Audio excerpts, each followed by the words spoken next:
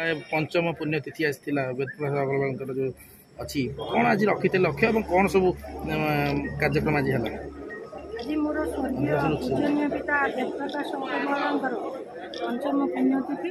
एठारे आम गोटे रक्तदान शिविर आयोजन करूँ एवं श्रद्धांजलि सभा आयोजन होता आमर वेदप्रकाश अग्रवाल स्मृति परिषद आनुकूल्य कौन सब रहा कार्यक्रम कौन शपथ ने समस्ते शपथ ने नीति आदर्श आम समस्ते अनुप्राणित हो चलू एवं प्रत्येक वर्ष पुण्यतिथि समस्ते निज